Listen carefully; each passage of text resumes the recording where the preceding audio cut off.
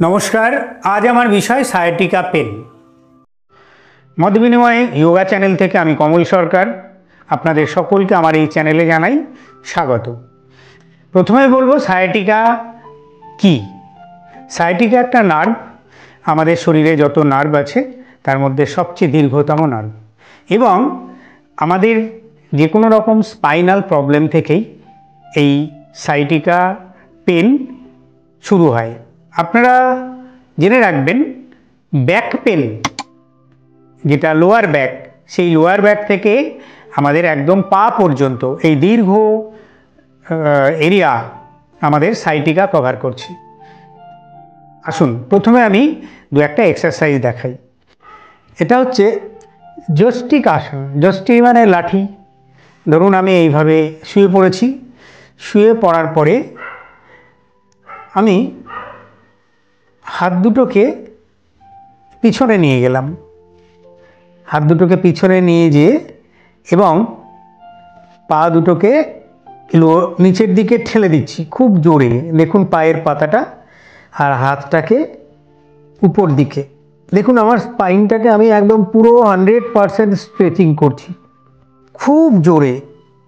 पाटाके नीचेर दिके प्रेस करुन और हाथटाके ऊपरेर दिके प्रेस करुन। আপনার স্পাইনে ভীষণ আরাম বোধ হবে। যারা আমার ভিডিওটা দেখছেন এখন তারা প্র্যাকটিস করে দেখুন, যদি সম্ভব হয় দেখবেন ভীষণ আরাম বোধ হবে। 100% স্ট্রেচিং এবং ঠিক কোথায় কোথায় আপনার ফিল হচ্ছে দেখুন। থাই মাসল টাইট হয়ে গেছে, বাটাক্স টাইট হয়ে গেছে, আপনার কোমরে লোয়ার ব্যাকে একদম সোজা যে এফেক্ট করছে, মানে আপনি বুঝতে পারছেন লোয়ার ব্যাকে আপনার কতটা স্ট্রেচিং হচ্ছে, কতটা প্রেশার হচ্ছে। সায়াটিকা নার্ভ ডাইরেক্টলি এফেক্টেড হচ্ছে এই এক্সারসাইজটাতে। দেখুন আমি এইভাবে শুয়ে আছি বুকের উপরে, এবারে পাটা জোড়া আছে, আমি এইভাবে তুললাম, ডাউন 2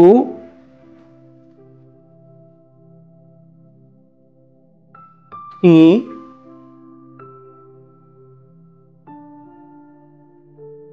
4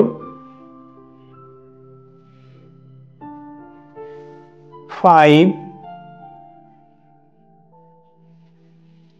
এটা লোয়ার ব্যাকের জন্য ভীষণ ভালো আসন। এবারে আমি এইভাবেই একই অবস্থায় থেকে আমি পাটাকে দূরে করে দিলাম, দেখুন সরিয়ে দিলাম, সরিয়ে দিয়ে আমি হাতটাকে তুললাম। তুলে আমি কি করব, আমি এমনি করে স্ট্রেচিং করে আমি বাঁ পায়ের গোড়ালিটা দেখার চেষ্টা করব। বাঁ পায়ের গোড়ালিটা দেখুন স্পাইনে একদম পুরো সেই গামছা নেংড়ানোর মতন ধীরে ধীরে সোজা হয়ে ডাউন করলাম। আবার আমি ধীরে ধীরে উঠলাম, উঠে এবার স্ট্রেচিং করে আমি ডান পায়ের গোড়ালিটা আমি দেখার চেষ্টা করছি।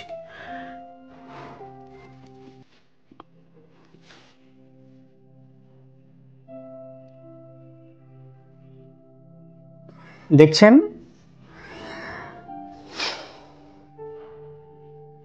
এমনি দিকে বাঁ দিকে যখন যাচ্ছি তখন ডান পায়ের গোড়ালিটা দেখতে হবে, আর যখন ডান দিকে যাব তখন বাঁ পায়ের গোড়ালিটা দেখতে হবে।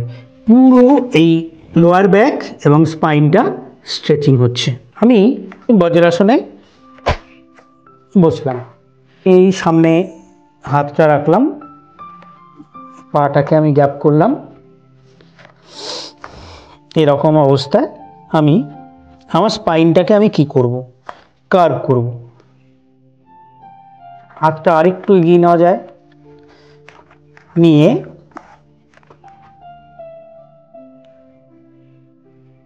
আমি দেখুন আমার পুরো আর্চ হয়ে গেছে স্পাইনটা। এবারে এটাকে আমি পেটের মাসলের উপরে ব্যাক লোয়ার ব্যাকে খুব প্রেসার পড়ছে, আমি স্পাইনটাকে উপর দিকে কার্ভ করে দিয়েছি ধনুকের মতন। আবার আমি নিচে নিয়ে গেলাম, আবার উপরে নিয়ে গেলাম, আবার নিয়ে গেলাম। এটা আপনারা প্র্যাকটিস করুন নিয়মিত, 5 থেকে 6 বার করে করুন একবার।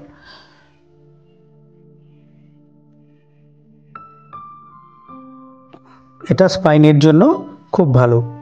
এরপরে আর একটা আসন দেখাচ্ছি, শলভাসন। আপনারা সোজা বুকের উপরে শুয়ে পড়ুন, বুকের উপরে শুয়ে পড়ে হাতটাকে এমনিভাবে রাখুন। রাখার পরে আপনি ডান পাটাকে উপরে তুলুন। 1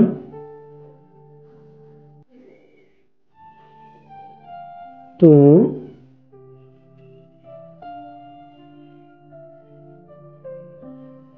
পায়ের পাতাটা সোজা রাখবেন। 3 4 5। এবারে বাঁ পাটা করুন। 1 2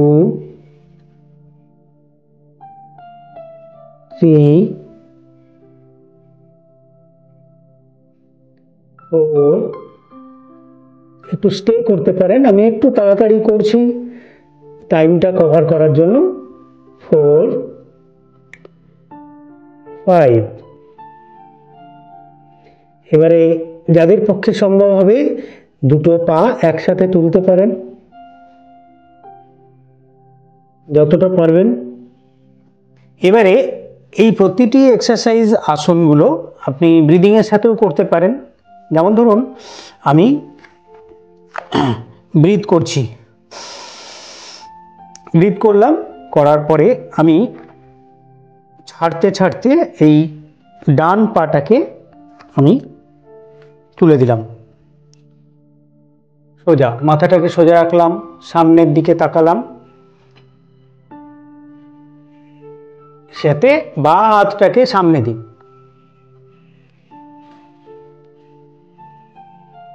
বাঁ হাতটাকে সামনে দিন, সামনে দেখুন।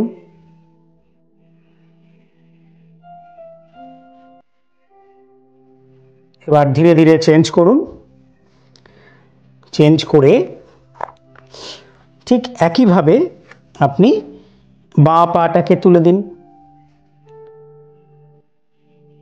বাঁ পাটাকে তুলে দিন, ডান হাতটাকে তুলে দিন সামনে।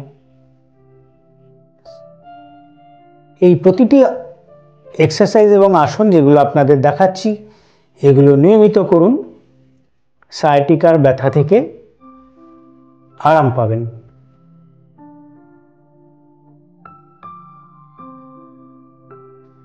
পবন মুক্তাসন করব, কিন্তু পবন মুক্তাসনে যেমন আপনার ধরুন এই পাটাকে ভাঁজ করলাম, পাটাকে ভাঁজ করে হালকা করে আমি এখানে চাপ দিলাম। এবার পবন মুক্তাসনে কি হচ্ছে, আমাকে আবার মাথাটা তুলতে হবে, কিন্তু এখানে আপনার মাথা তোলার দরকার নেই। এটা অর্ধ পবন মুক্তাসন। পাটাকে টেনে পেটের কাছে যতটা খুশি, যতটা পারবেন চেপে ধরুন, এত আরাম পাবেন আপনারা, মানে কি বলবো, প্র্যাকটিস করে দেখুন, ভীষণ আরাম বোধ হচ্ছে। মাথা তুলতে হবে না, এভাবে টেনে রাখুন, ধীরে ধীরে ধীরে ধীরে ছেড়ে দিন। এবারে ডান পাটা এটাকে তুলুন, তুলে এটাকেও পেটের কাছে লাগান, অর্ধ পবন মুক্তাসন। এগুলো সায়াটিকার জন্য বললেও আপনারা জানেন যাদের কনস্টিপেশন আছে বা ইনডাইজেশন বা কোনো রকম কোনো পেটের প্রবলেম আছে তাদের জন্য, তারাও কিন্তু উপকৃত হবেন। এবারে পাটাকে আমি ছেড়ে দিয়ে সোজা করলাম। এবার দুটো পা একসাথে টেনে নিয়ে আমি দুটো পাকেও আমি এইভাবে ধরে পেটের কাছে লাগাতে পারি। যাদের হাঁটুতে ব্যথা আছে তারা পায়ের হাতটা নিচ দিয়ে নিতে পারেন। অনেক রকম কিছু করা যায়। আপনি পাটাকে এইভাবে রেখে আপনি এটাকে টানার চেষ্টা করতে পারেন। এই ধরনের এক্সারসাইজগুলো আপনার সবগুলোই সায়াটিকার জন্য ভীষণ ভালো। শুধু এক্সারসাইজ বা আসনেই সম্পূর্ণ হবে না, প্রাণায়ামটাও আপনাদের করতে হবে। প্রাণায়ামের মধ্যে আমি বলবো কপালভাতিটা আপনারা যাদের ব্যাক পেন আছে তারা করবেন না। খাদ্যাভ্যাসটা একটা খুব গুরুত্বপূর্ণ। আপনারা কি খাচ্ছেন, সহজপাচ্য আহার হতে হবে, প্রচুর শাকসবজি খেতে হবে। আপনারা ধরুন আদাটা উপকার করবে। আদা গরম জলে আদার রস দিয়ে সকাল বিকেল দুবার যেমন চা খান সেরকম খান। দুধের মধ্যে 1 চামচ হলুদ গুলিয়ে, যেটা আমরা বলি দুধ হলুদ, যে কোনো ব্যথা বেদনায় উপকার করে, সেটা খেতে পারেন। আর যাদের দুধ হজম হয় না তারা উষ্ণ গরম জলে হলুদ দিয়ে খেতে পারেন। আর hot and cold bath sciatica পেনে উপকার করে, কিন্তু খেয়াল রাখবেন ডাইরেক্ট বরফ বা হিট ব্যবহার করবেন না। বরফ ব্যবহার করলে টাওয়ালে ইউজ করে আপনারা ব্যবহার করবেন।